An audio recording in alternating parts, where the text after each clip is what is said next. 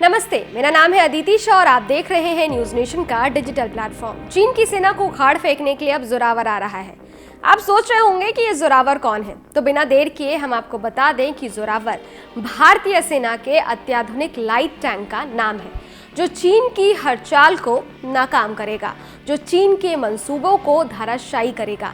ये एक armed fighting vehicle है। इसे इस तरह से बनाया जाएगा कि इसके कवच पर बड़े से बड़े हथियार का कोई भी असर ना हो, यानी चीन की हर चाल को ये टैंक आसानी से कुचल देगा। इतना ही नहीं, टैंक को इस तरह से तैयार किया जाएगा कि अगर इस पर कोई हमला हो भी तो इसके अंदर बैठे लोग बिल्कुल सुरक्षित रहे। साथ ही इसकी मारक क्षमता घातक होगी।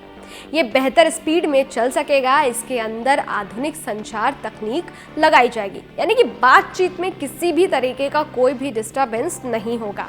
बता दें कि जोरावर टैंक को बनाने का जिम्मा लॉरेंस एंड टूर्बो को दिया गया है। अपनी स्क्रीन पर आप ये जो तस्वीर देख रहे हैं, ये जोरावर टैंक की है। इसे भारतीय सुरक्षा अनुसंधान एवं विकास संगठन यानी DRDO ने डिजाइन किया है।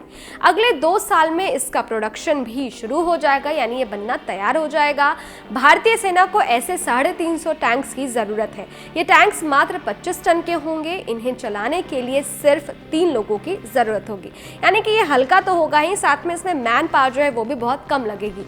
जोरावर टैंक का नाम जो है वो जनरल जोरावर सिंह कहलूरिया के नाम पर रखा गया है, जिनके नाम से चीन थर थर कांपता है। चीन सिख युद्ध के समय भारत को ये सूचना मिली थी कि चीन ने लद्दाख सेक्टर में अपनी सीमा की तरफ ZTZ-04A और टाइप 15 लाइट टैंक तैनात कर रखे हैं। भारतीय सेना भी अपनी तरफ से लाइट टैंक तैनात करना चाहती थी, लेकिन उस वक्त भारतीय सेना के पास इस तरीके के टैंक्स नहीं थे। जनरल जोरावर ने ही -40 डिग्री में बर्फ से ढके दरों पहाड़ों पर लड़ना और जीतना सिखाया था। भारतीय सेना आज भी जनरल जोरावर को पूजती है। सबसे खास बात यह है कि इन्होंने तिब्बत में कई युद्ध जीते थे। आज ये इलाका भले ही चीन के कब्जे में है। जब LAC पर जोरावर की तैनाती होगी तो चीन के हौसले खुद ही पस्त हो जाएंगे। खैर, प्रोजेक्ट जोरावर को अनुमति मिल चुकी है, यानी अब दुश्मन के बचने का कोई भी चांस है ही नहीं। असल में ये देश का पहला ऐसा टैंक होगा जिसे माउंटेन टैंक भी बुलाया जा सकता है। और तो और इसे हल्का बनाया जाएगा, जैसा कि हमने आपको पहले भी बता दिया है। इस वजह से इसे उठाकर कहीं भी पहुंचाना बहुत आसान होगा। माना जा रहा है कि इसकी जो मेन तोप होगी, यानी कि जो मुख्य तोप होगी, वो 120 किलोमीटर की होगी। ऑटोमेटिक लोडर होगा, रिमोट वेपन स्टेशन होगा, जिसमें 12.7 मिलीमीटर की हैवी मशीन गन इस पर तैनात होगी।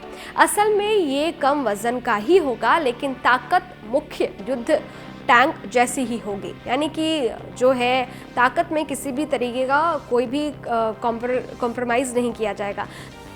साल 2023 तक जोरावर टैंक का बनने का काम शुरू हो जाएगा। इसके बाद साल 2024 तक इसका ट्रायल चलेगा। सक्सेस होने के बाद, यानी ट्रायल पूरा होने के बाद, इसे भारतीय सेना को पूरी तरीके से सौंप दिया जाएगा। मतलब दागो तोपें और उड़ाओ दुश्मन के होश।